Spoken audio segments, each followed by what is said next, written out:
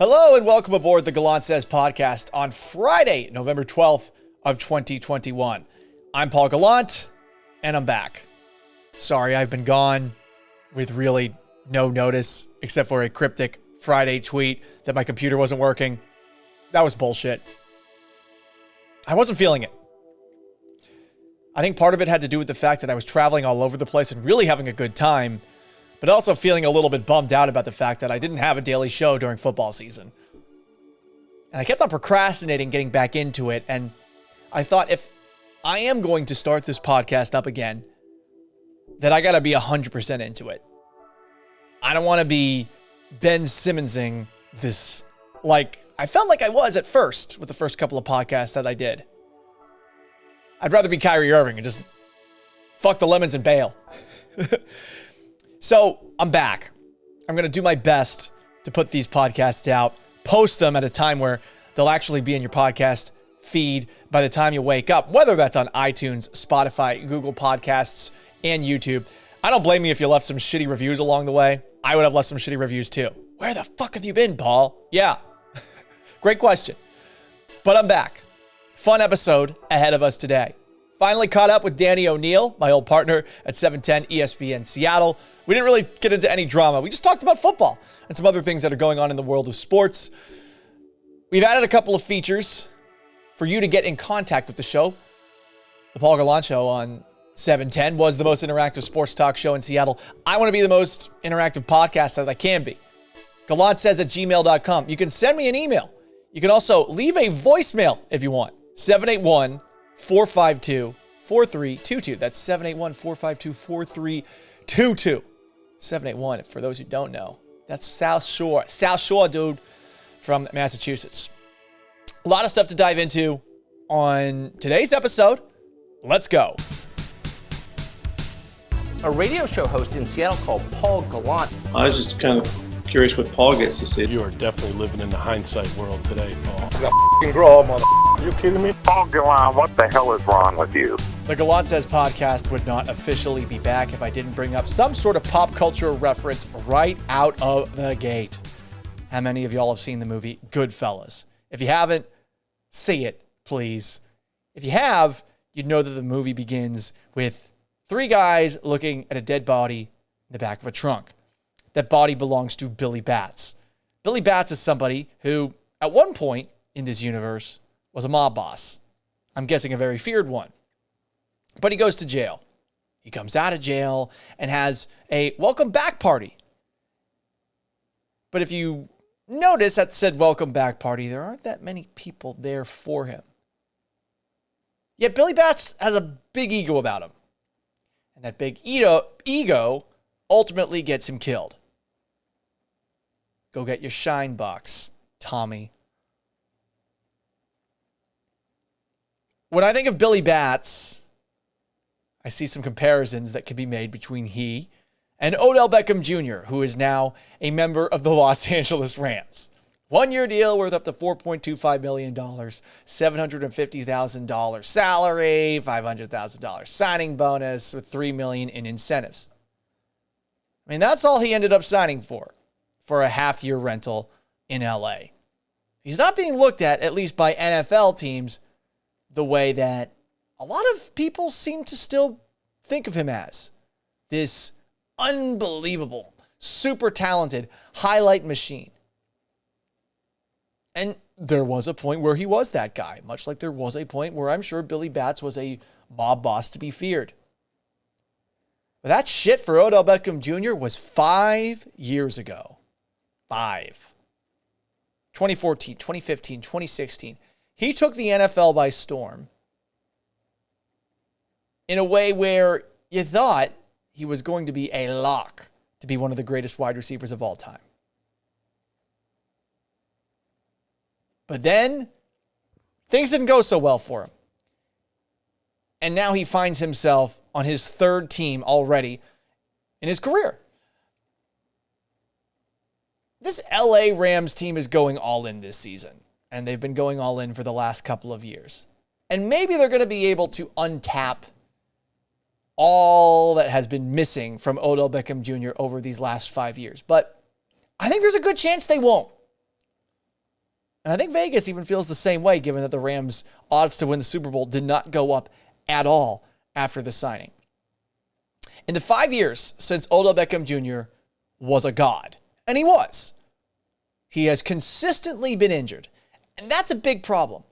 I'm not even talking about the guy as a teammate or the guy as someone who is willing to make sacrifices as a wide receiver. I'm just talking about the guy getting banged up. 2017, he sprains his ankle in the preseason. He breaks his ankle week 5, done for the year.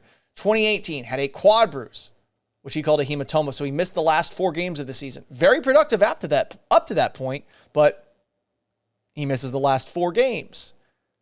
2019, he was on the injury report every week of the season.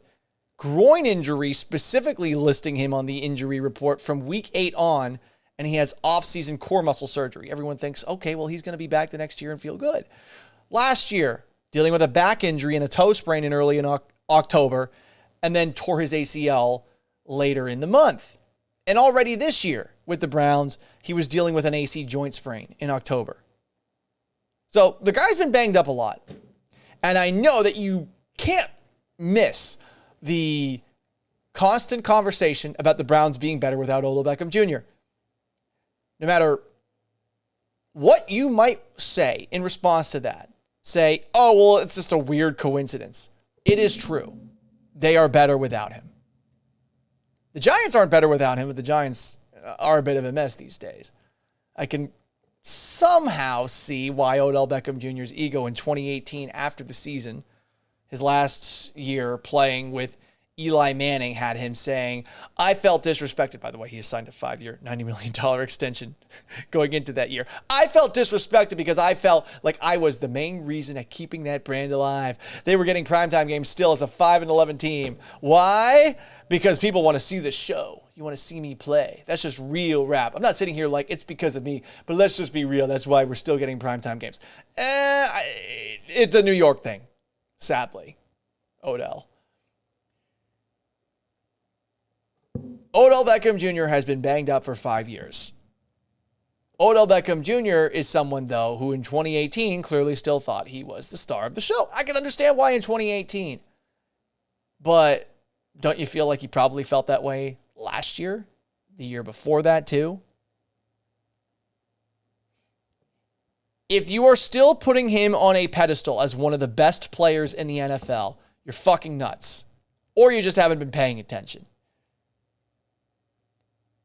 But a lot of people still hold him on this pedestal and make excuses for him. Like the quarterbacks that he's played with have been holding him back. I don't think Eli Manning's a Hall of Famer, but Eli Manning is average to good, right? For most of his career. I don't think Baker Mayfield's a great quarterback. I don't even know if the Browns should sign him to an extension given the way that the Jared Goff thing went down for LA. But I mean, he's adequate, right? Meanwhile, you got DeAndre Hopkins in Houston playing for Matt Schaub and Case Keenum and TJ Yates and, Jesus, Ryan Fitzpatrick, Brian Hoyer, Ryan Mallett, Brock Osweiler. Brandon Whedon, did I say him already? Tom Savage. I mean, the list goes on. And he's produced with every single quarterback that he's been with. Odell Beckham Jr. hasn't, but he gets all the excuses made for him. Is this because people seem to think that anything that happens sports-wise in New York is a bigger deal than it actually is? And that 3-year run that he had, it was great, but it was a long time ago. And we're acting like the guy's one of the best wide receivers in NFL history. We can't say that anymore. And look, I suppose that there's a chance that he has a second half resurrection the same way that Randy Moss did. I suppose that's possible. I mean, Randy Moss was 30 when he went to the Patriots after a 3-year stint. 2004 with the Vikings, he's dealing with a lot of hamstring injuries. He still had 13 touchdown receptions that year, but only 700-something yards receiving. 2 years in Oakland, they're an absolute fucking mess. And then he goes to New England, he plays with Tom Brady. He sets the receiver record for touchdown receptions in a season. 20. Pretty impressive, right? Yeah.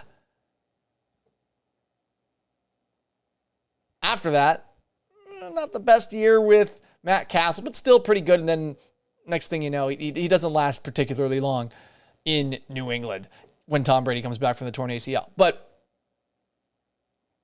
that year that he had, the first year, 2007, with Tom Brady, when he was 30 years old, was an incredible season. And people had stopped talking about Randy Moss as one of the best wide receivers in the NFL at that point. So it's possible for Odell Beckham Jr. to vault himself back into that conversation, but he's going to have to do it in a situation where I just don't think it's going to succeed all year long.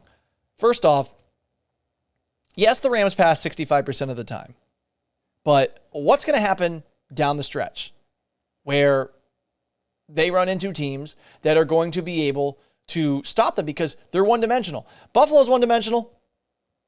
Josh Allen's been struggling this year. Patrick Mahomes and the Chiefs' offense is one-dimensional. Patrick Mahomes has been struggling this year. You don't think Matt Stafford's going to run into those same problems down the stretch on a Rams team that can't run the football? Cam Akers out for the season before it even began. They can't run the ball. I mean, we just saw it firsthand in Seattle with Russell Wilson and the Seahawks offense down the stretch. They had issues starting to run the football in the second half, and they got way too obsessed with throwing the football, and cover 2 beat them every single game. You're seeing this across the league. And I think there's a good chance that happens down the stretch with Matt Stafford and the Rams.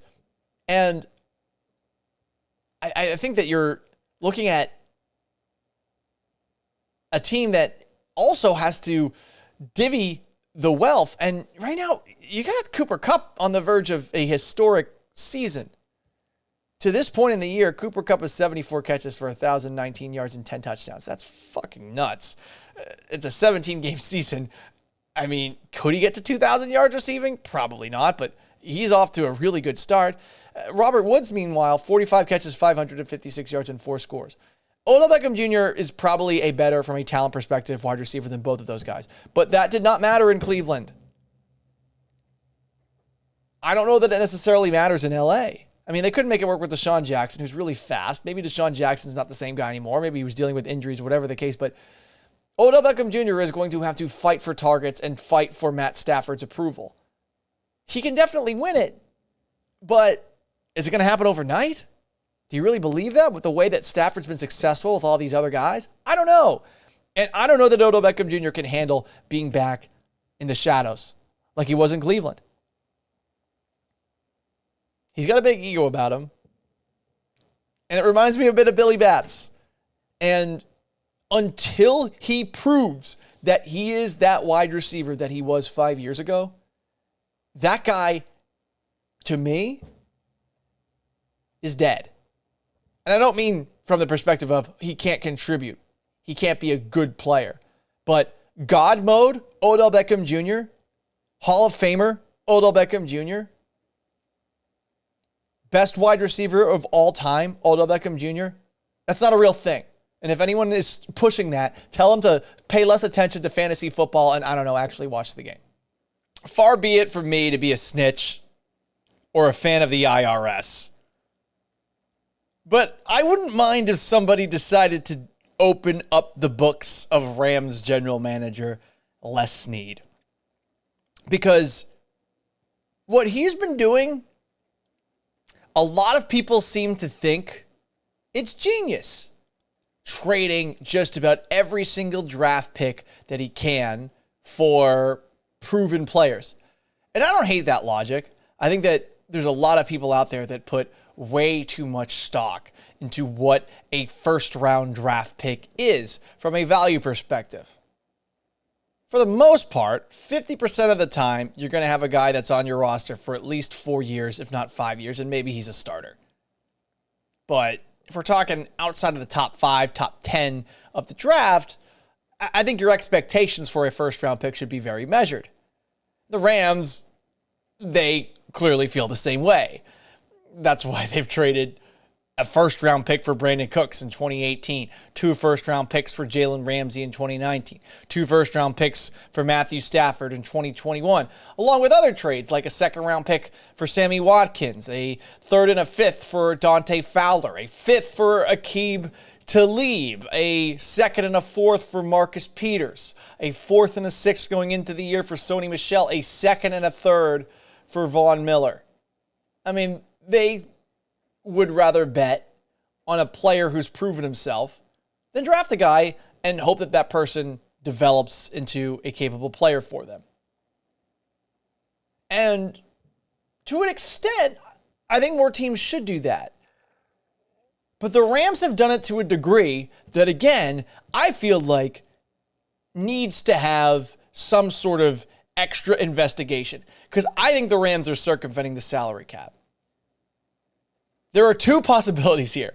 Either the salary cap is a fucking mirage, it doesn't actually exist, or the Rams are cheating it. We've seen teams do this in the past. I think it was the Denver Broncos who got slapped on the wrist back in the late 90s for some of the things that they were doing to keep their two Super Bowl teams together. Let's take a look at some of the contracts that Les Snead has signed his Los Angeles Rams players to. 3 guys who aren't on the roster anymore. Jared Goff, 4 years, $134 million. $24.7 million in dead money. What does dead money mean? That's money against the salary cap that the Rams can't use. Todd Gurley, 4 years, $60 million. They give him that contract, and all of a sudden he stops working. They have to get rid of him. And they ate $11.75 million of cap space that they could have used in dead money. Brandon Cooks, 5 years, $81 million, $21.8 million in dead money when they traded him to the Houston Texans. These are guys who are no longer on the team. Now I'm going to tell you about all these guys who are currently on the Rams.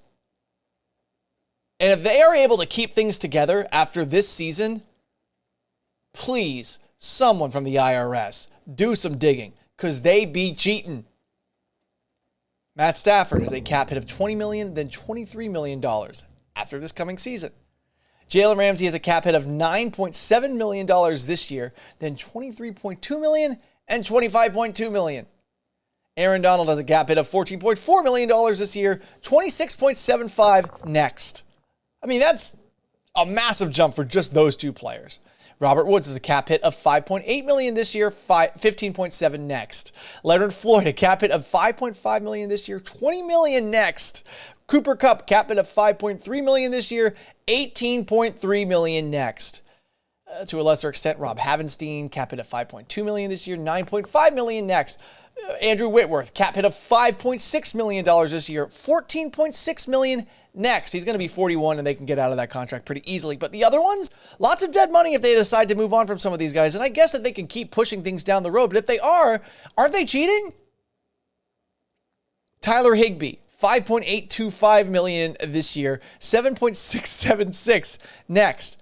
Their fucking punter, Johnny Hecker, is making $5 million a year. He's going to get a little extra, I think, next year too, close to that.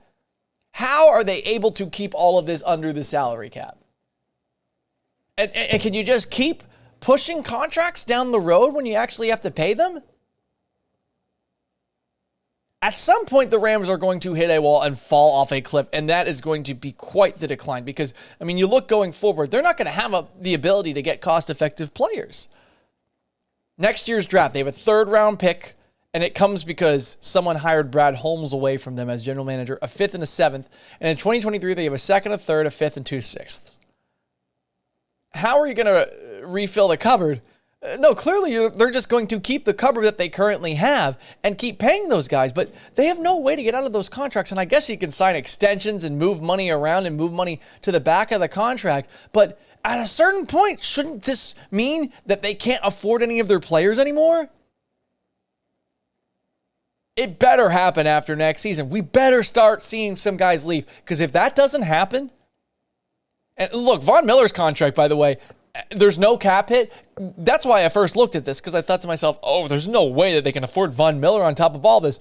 Von Miller's cap hit is less than $1 million right now. But all these other guys, and you can imagine they're going to re-sign Von Miller to some sort of contract, maybe not the same kind of $100 million plus deal that he got with the Denver Broncos back in the day, but the Rams are cooking the books. This is not some sort of conspiracy theory or me just hating on the Rams, who I hate. This is something shady as fuck.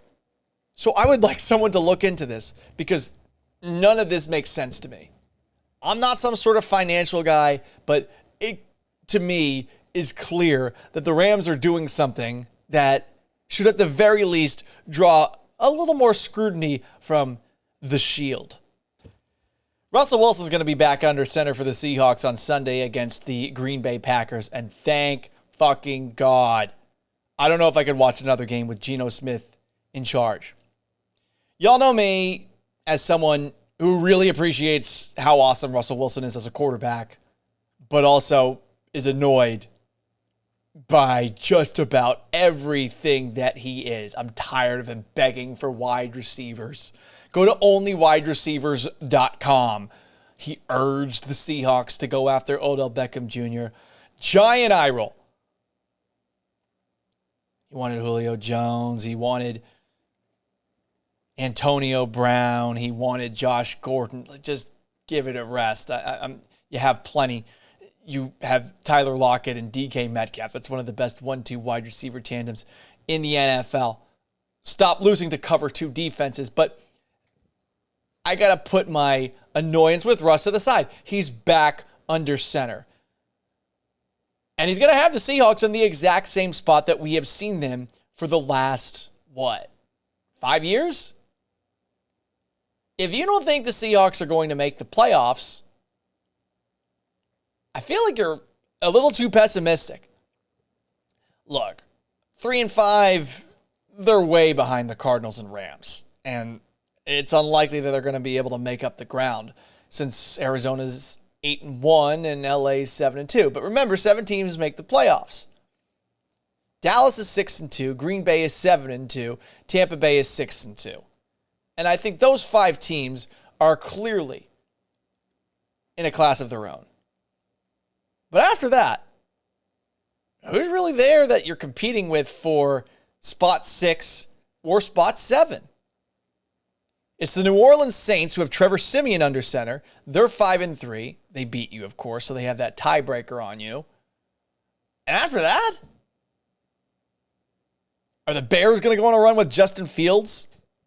Is Kirk Cousins going to be able to get back to what he was playing like in the first month of the season? Are the Eagles and Jalen Hurts all of a sudden going to be able to be more anything on offense? So they're going to be in the exact same spot that they were, and that's the problem, because they're going to be in the exact same spot that they were. I know that the defense has played a little bit better over the last couple of weeks, but I don't know how much stock I put into that, and there's a part of me that feels like we're going to perhaps trick ourselves based off of any outcome that might take place on Sunday that could see Aaron Rodgers struggle. And don't forget, he's coming back from COVID-19, and we saw how that affected Cam Newton. He's, I would imagine, going to be rusty. And I think the Seahawks have a pretty good chance to win this game against Green Bay, even though it is on the road because of that. How is Aaron Rodgers going to look? That Packers offense looked awful last week. So the Seahawks are likely going to make the playoffs, and it's great that Russell Wilson is back under center no matter how annoying he's been off the field. I saw something else, too, where he is apparently he's awake 20 hours a day trying to rehab the finger. Jesus, dude, just go to fucking bed. Recovery is good, and sleep is a part of recovery. Like, sleep, bro. Shoot, I don't know if he's a caffeine addict or something like that, but if you take a look down this stretch for the Seahawks, if they can split these next 2 games at Green Bay, where you do have some sort of advantage going into that one, just given that Aaron Rodgers is going to be coming back from COVID, and then you have Arizona. The rest of the way, it's Washington, San Francisco, Houston, the Rams again, the Bears, that might be a little bit tougher with Justin Fields, Detroit, and Arizona again. Right now, you're 3-5. Washington, San Francisco, Houston, Chicago, and Detroit. You should at the very least get to 8 wins. Can you beat the Rams? Can you beat the Cardinals once? Can you beat Green Bay? I think you're in decent shape, even though this season has been frustrating, to say the least. And I'm really glad that he's back under center, because that means also no more off-season Russ. Russ, when he's injured, I guess he's an off-season Russ, because he's not playing. So, there you go. This is something I want to do more of on the Gallant Says podcast. I did not do any on the first couple of episodes of it, but I want to bring some friends back. I want to have conversations with other people, seeing as basically I'm just in my apartment all day long talking to my cat. So, instead of my cat, I'm going to bring back in my old co-host. The one, the only, Danny O'Neill. What's going on, buddy? We just picked up where we left off. Like same show, different channel. Is that what's going on? We're on the internet, so we can swear now. We can perhaps do other things that we weren't able to do when working under the Mormon umbrella. Oh, I enjoyed working at Bonneville. I did too. I actually had a great time there. Great people there. I miss all the people there. So it's been weird not talking about the Seahawks every single day. I think there were times where when we were covering the team where it felt like pulling teeth, trying to find an angle to talk about them. Now that I don't talk about them every single day, I have found myself wanting to talk about them every single day. I suppose it's wanting what I can't have.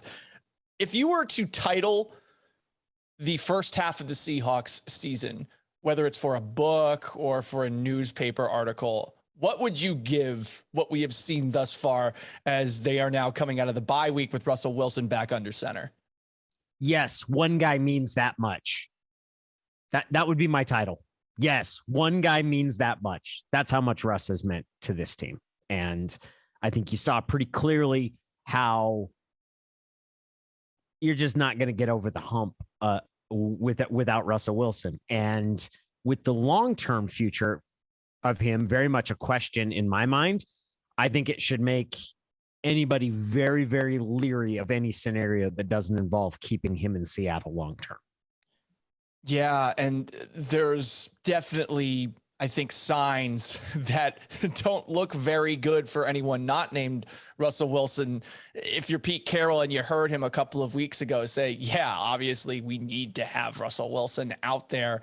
And I feel like Russ has been doing his best to put on a bit of a public show, and you've noticed it in both of those primetime games. I know he's probably going through his warm-ups before the game, but if he's not going to practice into it, the conversation is about Russell Wilson, just like this offseason it was about how... You think he's trying to get that attention?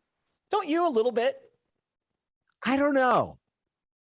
I mean, I can see that. I can also see like what else is he supposed to do? Like he doesn't really know what to do with himself, right? Like he's never missed NFL games before. I thought it was weird that he was having a whole game, like going through the whole game, but I don't know if that's any weirder than he was going to be on the field working out before, right? Like you're going to see him somewhere. It'd be weird if he wasn't there too, because people are like, oh, is he entirely unplugged? I don't know if he's got a right answer to that situation. His finger being the injury as opposed to a knee or an ankle definitely makes it easier for him to go out there and do all those pregame little routines. But I do feel like there's got to be a part of Russ who we know is pretty conscious about how he is viewed publicly, liking that he can remind people, hey, I'm not in this game. And those two games definitely went in a way where if we're talking about going into this year, whether or not Russell Wilson has enough around him, it's very clear that when he's not there, this team is woefully nowhere near the level of the best teams in this conference. I don't know if those games showed that though. Wasn't it a matter that if he's not there, you don't have the guy that can pull it out at the end, which didn't we already kind of know? I mean, I'm not going to say New Orleans and Pittsburgh are not the teams that you have to beat to make a Super Bowl run. So it's not like they were the best opponents, but everybody that kind of felt like, oh, Russ has been propping this up for years. I was like, well, and they were in it to win both games. I think if Russ is there, they win both games. And in some ways it was kind of like, yeah, they didn't have a quarterback that was capable of making plays at the end. And well, yeah, that's because the quarterback they have who is capable of making those plays was injured. There was a lot of finger pointing at Pete Carroll in those 2 weeks. And I think it's mostly from the usual suspects online who we are friends with some of them, but the pitchforks, the torches were a little more aggressive in those 2 weeks. I don't want to sound like I'm making excuses for Pete Carroll. I guess I was wondering along the way, Danny, what the hell is he supposed to do with Geno Smith under center? But I guess there are some that expected Pete Carroll to raise the entire level of the team without him. I think we're finding out, and whether it's last year with Bill Belichick without Tom Brady or it's Pete Carroll this year without Russell Wilson, that, yeah, you can be a great coach in this league, but if your quarterback's gone for even a week, 2 weeks, yikes, you can't make. Exactly. That's exactly how I looked at it. Like, people were like, oh my gosh, this team's, they've neglected backup quarterback. I was like, yeah. Yeah. You know what they have. And there aren't really good backup quarterbacks. I thought they played fine. I didn't think it was horrible. I don't think that those are two opponents in the Saints and the Steelers that you're like, this really shows how that they're really formidable. But the defense wasn't as bad as it had been earlier in the year. They played well enough to give themselves a chance to win, and they didn't have a quarterback on the field that was capable of doing it. I actually kind of thought that, if anything, those 3 weeks showed that, like, yeah, Seattle's kind of at the same level it's been for these past few years, as long as their quarterback's healthy. They're not worse. They didn't backslide. I don't think they've taken a huge step forward either, but they're kind of what they've been. They just haven't had their quarterback the past month. You mentioned that level. What's the highest level that you think this team can reach this year? Because teams improve over the course of a season. The defense, much like last year, catastrophe at first. It's been all right the last couple of weeks. We'll see just how all right it is Sunday against Aaron Rodgers if he's back under center. More on him in a little bit. How much better do you think they can get by the end of the year? Are we talking about the same kind of team we've seen the last few seasons? Yeah. I mean, they're obviously not going to win 12 games, but yeah, I think we are talking about the same kind of team, which is, are they good enough to win a playoff game? Yeah. And I guess you can sit there and talk yourself into, hey, if their quarterback gets really hot, they can make a postseason run.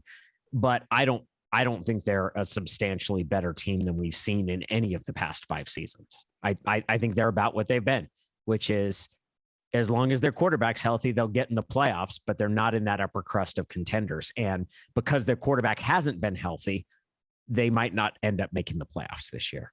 Yeah, it definitely put them back a bit. And, you mentioned that Saints team. We'll see if the Saints are able to continue to scrabble together a very, very compelling defense with...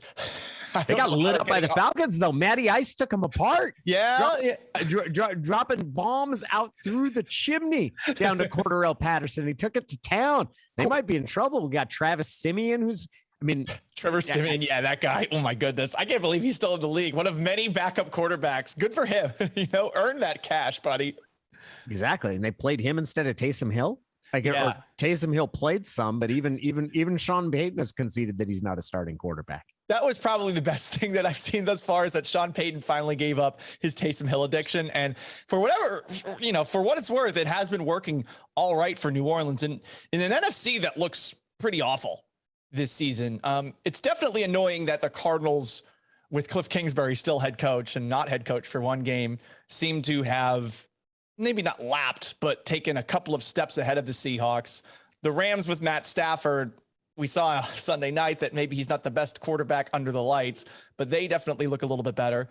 There's Dallas. Was the funniest thing, Al Michaels and Chris Collinsworth going on ad nauseum. And it's like the second time they've gone through Sean McVay really, really, really likes Matthew Stafford, and how they sold. He had to sell and go and sell Kroenke on eating all that money on Goff to go and get Stafford. And Stafford throws that pick while he's getting spun around, which was hilarious.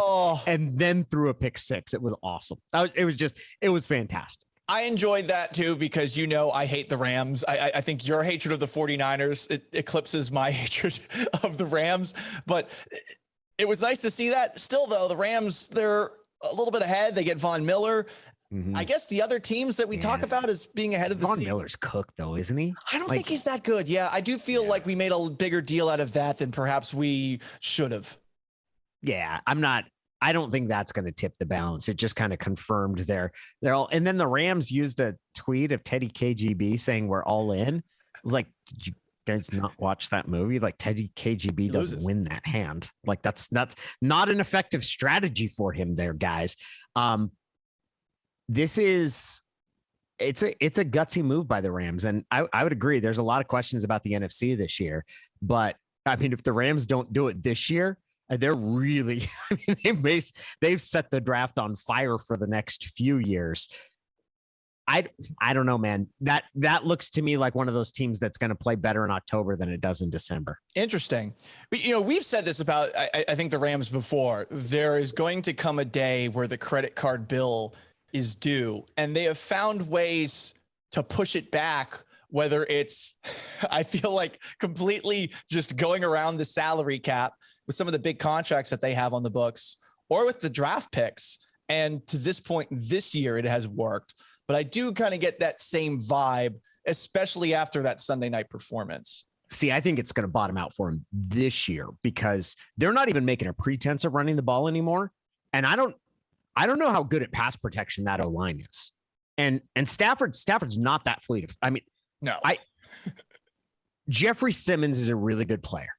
But the pressure that Stafford was under on Sunday night, I think they've got an issue with their offensive line's ability to pass protect and the way they have to play because they've stopped running the ball. We've seen a lot of that across the league this year.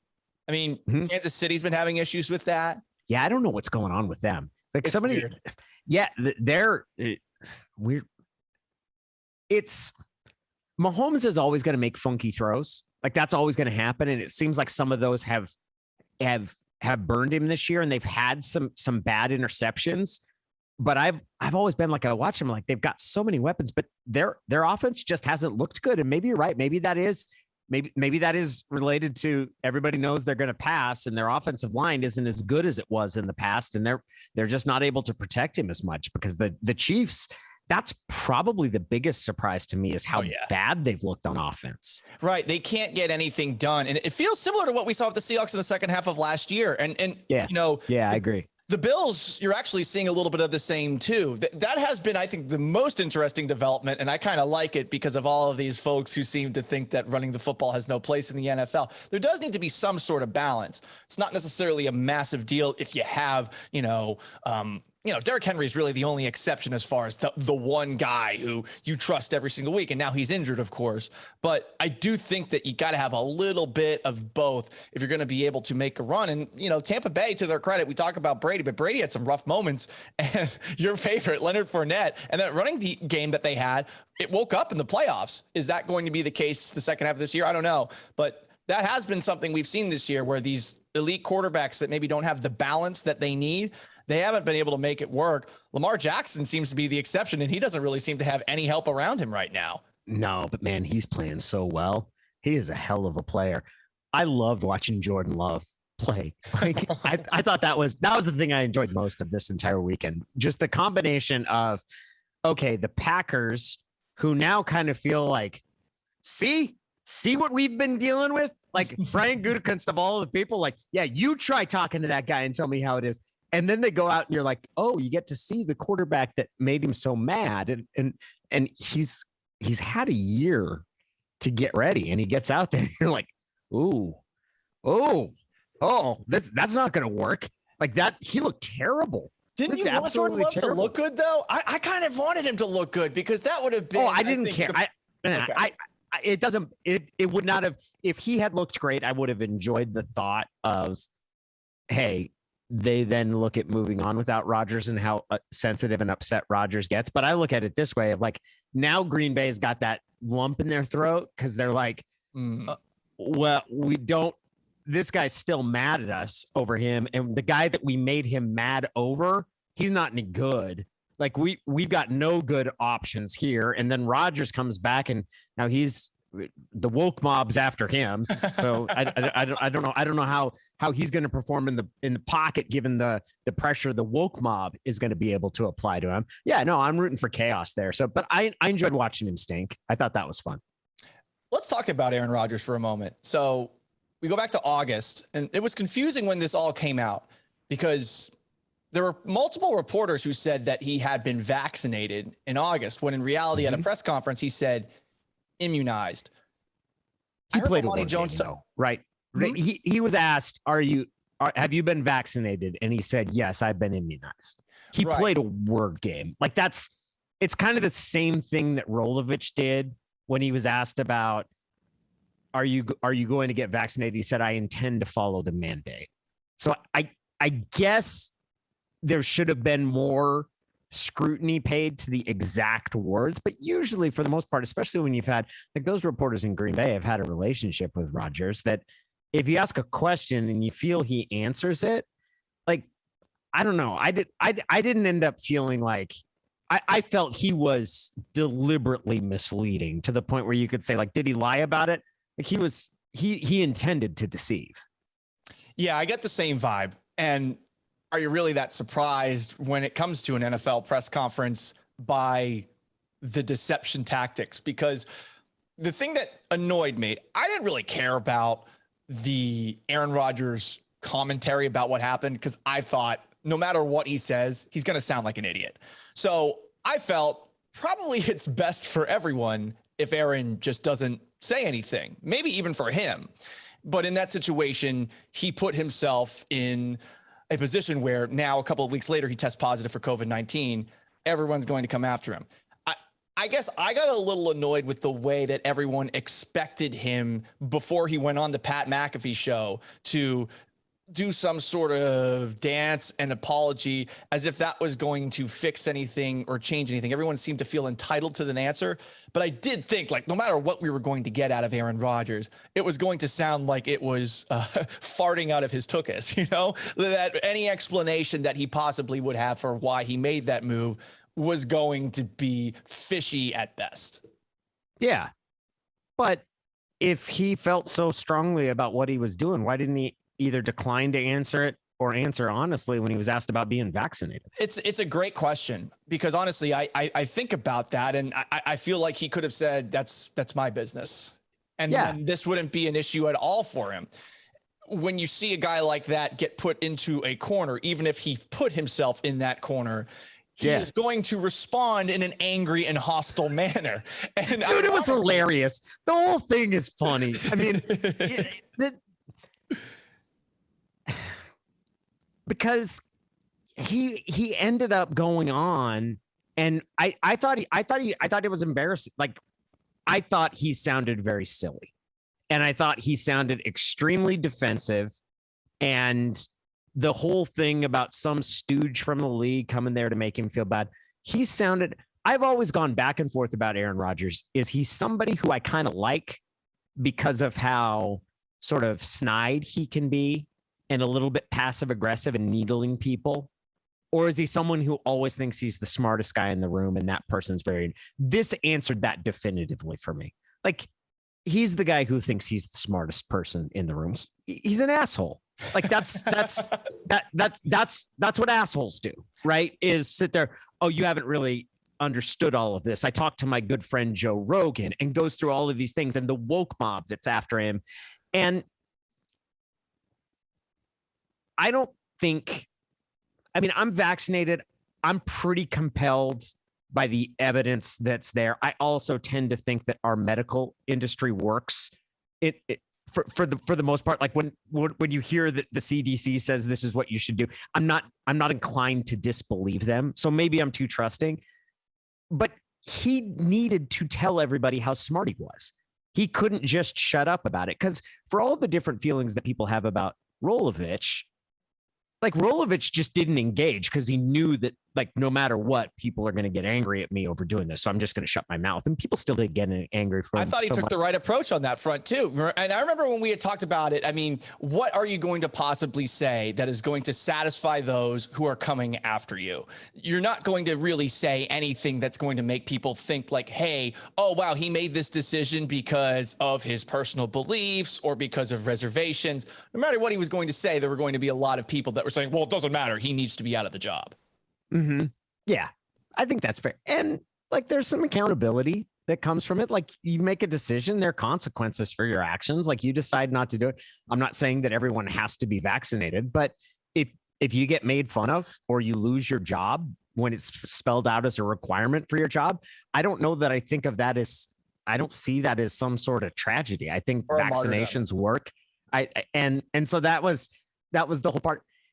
As far as disappointed or those sort of things, look, you look across the country and there's a pretty wide, and I'm not going to say it's common. Like, there's a significant number of people who don't believe and are resistant to the vaccinations. I think that's silly. Some of them are resistant to the idea that they're being mandated and not the vaccines themselves. But like all of those things, there was a certain amount with Aaron Rodgers. It was like he didn't want to say what he was doing. And then when he did say what he was doing, because he had lied about it, then it looked even worse. And then he really went out and said what he was doing and sounded really, really silly. Just Frank Clark brought out the Uzi and started spouting all sorts of things that now he's never going to really be able to get away from. I think the rest of the season, there's going to be talk about this, especially leading into, this Seahawks Packers game on Sunday, which I imagine would be put into the big Fox window. I don't know off the top of my head if that's going to be the Joe Buck and Troy Aikman call, but yeah, there's going to be talked about the rest of the season. And it's funny going all the way back to that moment. And I think you're right. Asshole is a good way to describe him. I wonder if you were to ask him point blank, do you think you're an asshole? What he would say to that. You think you would say yes? They never think they are. Like, that's like someone who is that. They never think they're like, no, I'm just like, that's what he did was, I know best. And how dare anyone tell me otherwise? And yeah, it seems pretty clear that that's what his personality is. It sounds like he is getting better, which is great. Like, honestly, and I say that, like, it's a serious illness. And for all of the different me disagreeing or thinking that it was short-sighted or egotistical, that he decided his conclusions about the vaccine were more sound than what the advice is in the country. I'm glad that he's getting better. But people who have gotten COVID and gotten sick, it has affected their performance. Like, I don't know if anybody knows what he's going to. Remember Cam Newton last year? Cam Newton never looked the same after it. Now, Lamar Jackson's gotten it twice, and it doesn't seem to have affected him all that much, or certainly like lessened his performance. But I mean, that is, I wonder how it'll be. And he's not going to be able to practice. I guess he'll be able to be in the meetings all this week. Does the NFL suspend him? It's hard for me to believe that you would based on it, but he was at a Halloween party. Like, he didn't follow their protocols for it. He got COVID, which kind of feels like a punishment in and of itself, right? I don't know. It's a weird. I don't think he should him, because what's that? Don't you feel like the NFL feels that it's finally past being like right in the center of the culture wars, if you will? Go back to the kneeling with Colin Kaepernick, all of those things. If they were to suspend Aaron Rodgers, I feel like a lot of people would start freaking out in the same way that they were, whether they watch the NFL or not. And I imagine a lot of them don't even actually watch it. I think that would be the big problem that the NFL would face, just all of a sudden becoming the center point of all of the attacks from those who are frustrated with the way that things are going. Well, one of the things is, so there's actually fairly widespread support for the vaccine mandates. Like, I know that there's the people that are against them are like very vocal, but like, there's actually, like, when you see polling results on the people in favor of them, like the numbers are in like 60 and 70%, which is higher than almost any other, what we would identify as a political issue. And as far as like whether it would be unjust, it certainly wouldn't be more unjust than Brady getting suspended 4 games for Deflategate, right? Like, I think both of us are on the side there, and it didn't seem, and it is different because you didn't have anybody that felt like their political identity was being compromised because Brady was suspended. It was just Patriots fans. But so sort of that part of it, I don't know how people would react. And maybe it would put the NFL front and center and would give an opportunity for Ted Cruz and other politicians to kind of think they could make political hay over it. I just, my own personal opinion, he got COVID and he missed a game because of it, and he got sick. Like, that's the scenario that you're trying to prevent. So I don't think he should be suspended over that. He certainly shouldn't be suspended over lying to reporters, because I don't really care about that. Nor do I. Let's go from one controversial figure in the NFL to another. And I've found the coverage of the Odell Beckham Jr. saga, starting from his dad putting up an Instagram post. That was funny. Everybody hurts. That was hilarious. I loved it. And the weird thing about Odell Beckham Jr. is he constantly gets lumped into the worst Devo wide receiver conversation with guys like Antonio Brown. I think there's a pretty big discrepancy between the two. But I also feel like Odell Beckham Jr. has a lot of excuses made for him in a way that I can't quite pinpoint why. He was a big deal in New York. He has that awesome rookie season. And I do tend to think that when something happens in New York, it is perhaps turned into something bigger than it actually is. I would say if we look at Odell Beckham Jr.'s track record, though, this is a guy who has not necessarily been able to make it work with every single quarterback that he's gone with, where DeAndre Hopkins somehow has. Talent-wise, I think you would argue that Odell Beckham Jr. is a more talented player. He's faster. But at the same time, there's something about Odell Beckham Jr. that is missing, was clearly missing in Cleveland. And now people are wondering, okay, should the Seahawks take a flyer on him? Should other contender X take a flyer on him? What do you make of where he's at now, how good he actually is, and how much of an impact he would have on a contender? He's an incredibly talented player. I don't know how much he contributes to a winning football team. Right. He's made the playoffs once in his career. Well, I guess twice, but you can't include Cleveland last year, right? Because he was hurt. Right. The first time, too, was that game against the Packers where he had, I think, 3, if not 4 drops in that game. And that was after the boat thing, right? Right. Like he and the receivers went on the vacation on the boat and were photographed down there. And there was Timberland snow shirts and weird boat mix. I think that would be a legitimate question. I think he's an incredibly talented player. I'm not sure how conducive he is to winning. So far in his career, even when he's been extremely productive, like he has not been. And that there are lots of players, especially as a wide receiver, there's only so much you could do. But I think that you ask me who's the better player between he and DeAndre Hopkins, it's DeAndre Hopkins. And it's not. Right. Should Seattle go after him? I don't see a significant downside. I don't know. It's for 1 year. It's just money. But the amount of upside that people are seeing, I don't see that either. Like, I don't see you're going to add. What are the potential liabilities that would be there is that, okay, you've spent 8 games trying to get used to the personnel you have, and that you could hope the final 9 regular season games that you're really able to build momentum. Well, now you're going to introduce another cog into that. So it's going to cause that. There's going to be a readjustment process as you try to reincorporate that into him. I don't think that's a big enough deal to offset the potential upside of having a player of that talent. And by the way, Seattle's done a decent job with guys who are kind of high maintenance personalities, that mega management type that other teams have shied away from. So I could see them doing it. But I don't see him being some big difference maker. That it's puzzling why in Cleveland they looked so good when he was gone. It's bizarre. On Sunday, right? I mean, and they were better last year offensively when he was out. Right. And I've completely changed on Baker Mayfield. Like, I used to think Baker Mayfield was a tool and that he wouldn't work in the NFL. I don't know how talented Baker Mayfield is, but I think he's wired right for the position. Like, I actually think I like the way he manages the expectations and those sort of things. And he hasn't engaged on it. There's not a lot of evidence that Odell Beckham, like, despite being open and all of the different things that were shown in that video, that they've struggled without him. So right.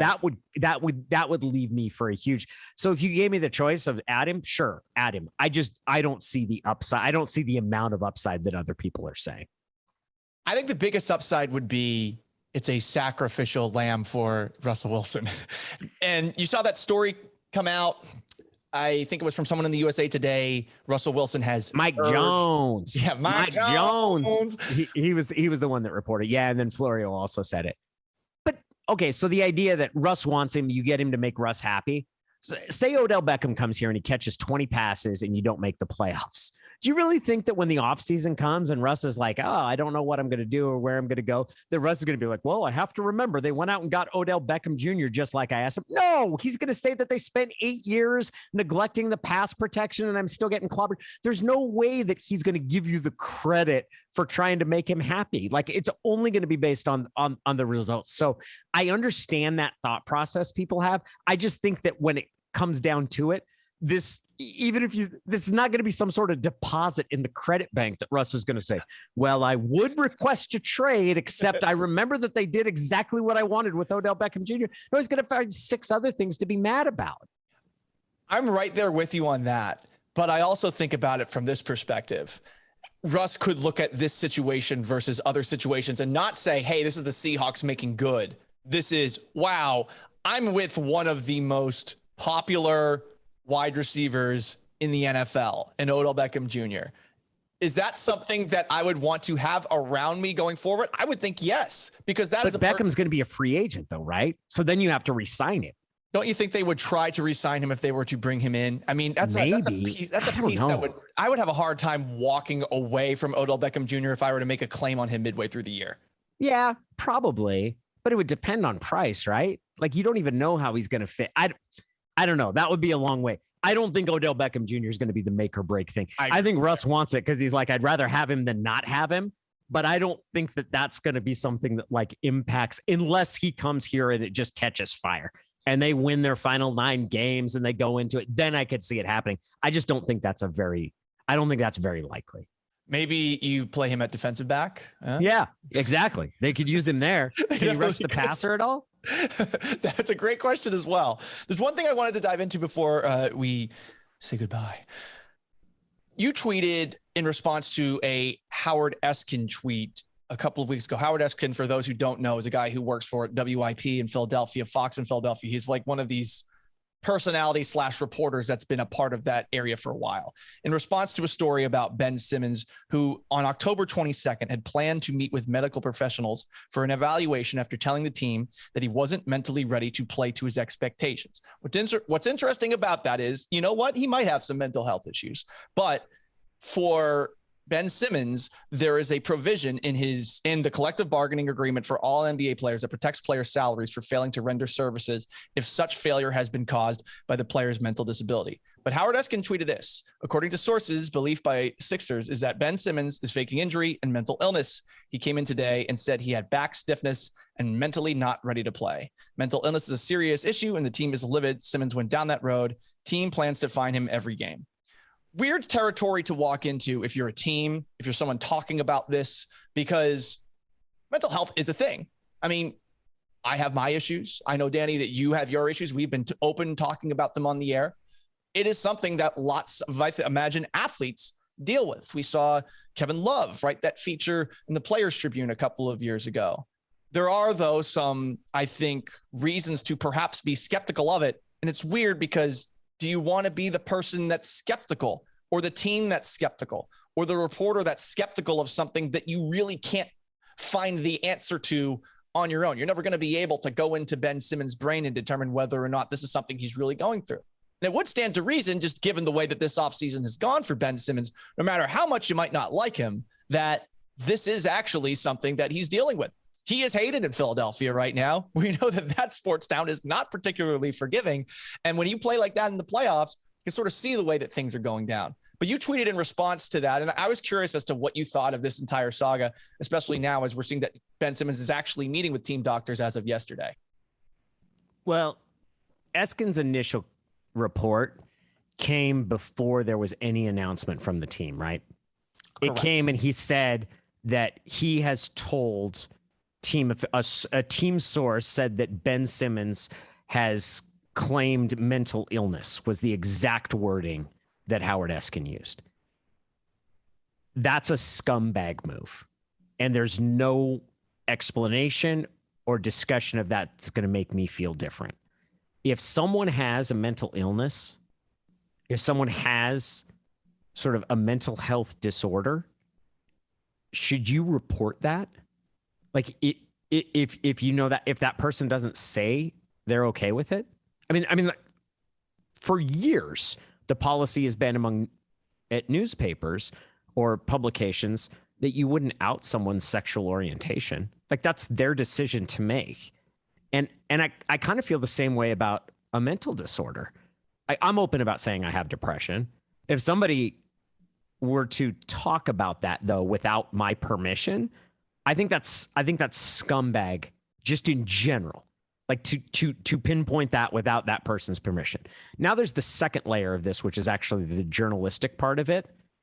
He's quoting a source who's saying not only is he claiming a mental disorder or mental health, mental illness, but that they don't think it's legit.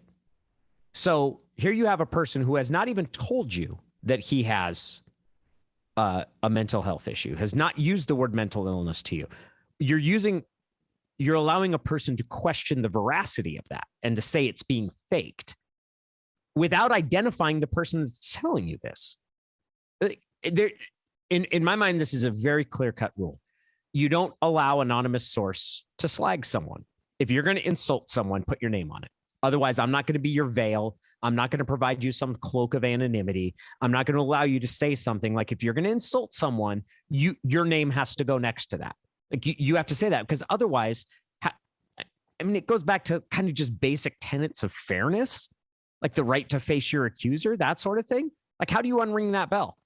How do you unring that bell? Like, you don't even know who said it to him. So those would be the just in the specific, like why Howard Eskin specifically is a scumbag for doing that, which he is.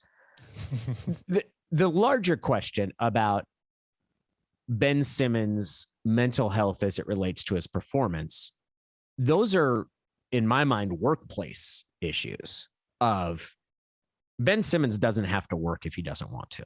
No one here should be required to work if they don't want to. And if he feels that he's not healthy enough or doesn't feel like playing, shouldn't have to play. The question is whether he gets paid while not playing, right? Right. Which Which then gets into a collective bargaining agreement and go through that. So I don't really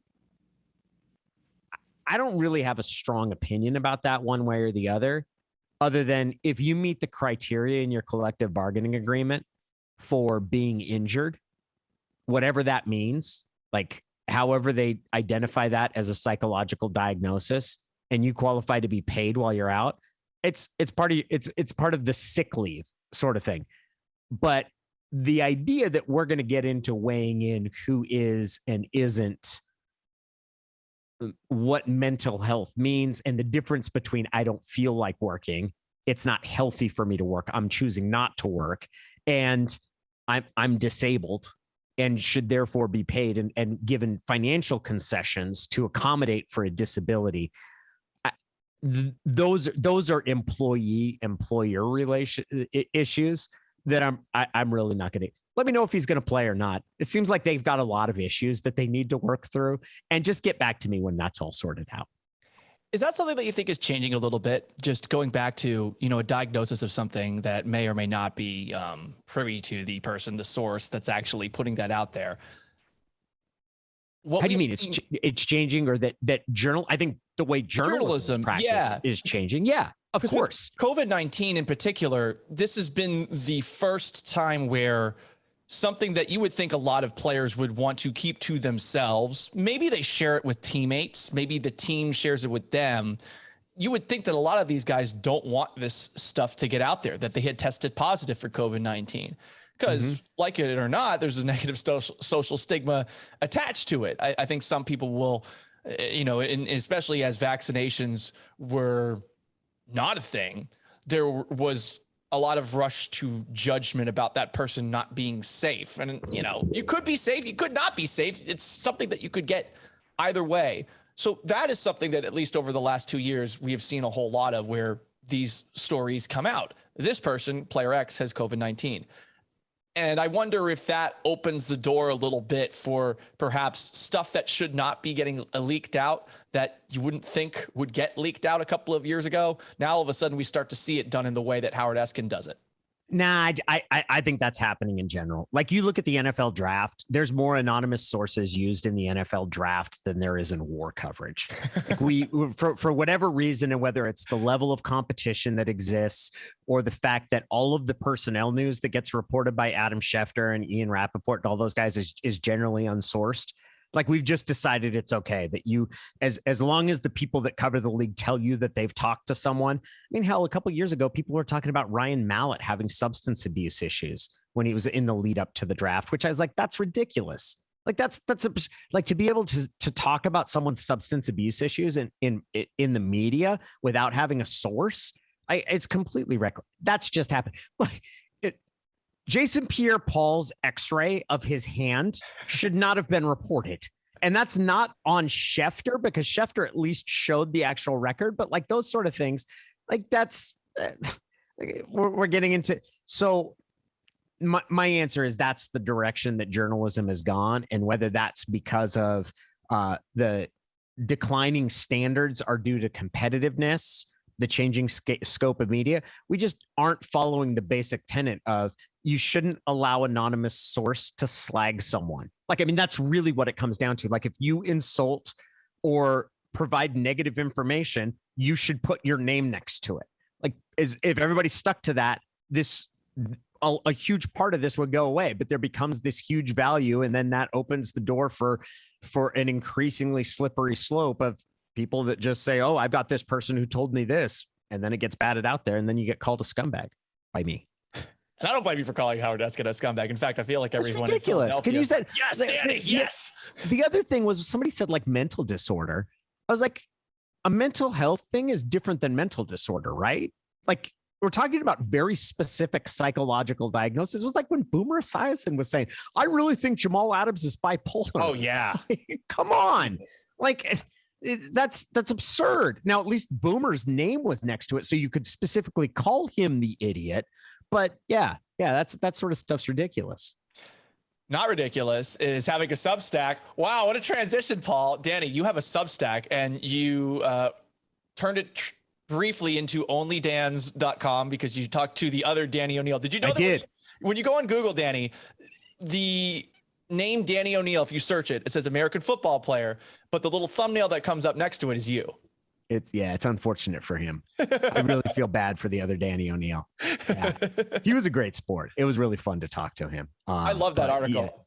Yeah, it was. The funniest thing was when Stacey Rost, I'm not sure who she was talking to, but somebody said to her that, well, nobody's really played football here. And she said, well, except for Brock and Danny. And like, everybody's like, what do you mean? And she's like, Danny was a quarterback, right? And they're like, no, which I always thought was the funniest thing. Cause I was like, Stacey, you've actually seen me. Like, you should be more than well understood. You're like Doug Flutie. Yeah. Come on. Yeah. Nobody could be mistaking me for a big level quarterback. So check out Danny's work on his Substack, Danny O'Neill. Danny, always a pleasure. We got to do this again. And, great to talk to you, man. It's been too long. It's good to talk to you too, Paul. Take care. Thanks. I will. All right. Thanks, buddy. I appreciate you doing this. You bet, man. I hear Simba in the background. Is this I know. Sharon just got home. Oh, nice. Well, tell Sharon I say hi. Yeah, let's do this again soon. All right. Sounds good, man. Take care. All right, thanks, buddy. Bye. A big thanks to Danny O'Neill, and a big thanks to everybody who has been patient with me, who was stuck through it, who waited for a month and actually came back and checked out the latest piece of content that I put out there. I really appreciate it. If you haven't already, subscribe to the podcast on iTunes or on Google Podcasts or on Spotify or on SoundCloud, wherever you get your podcasts. It means a whole lot. If you want to get in touch with the show, like you got a hot take, or maybe you want to ask a question that will play on the show, there is a voicemail number now. It is 781-452-4322. Again, 781-452-4322. You can also email me, gallantsays@gmail.com. It's been a blast. We'll be back at it on Tuesday. So long, farewell, have yourselves a wonderful weekend.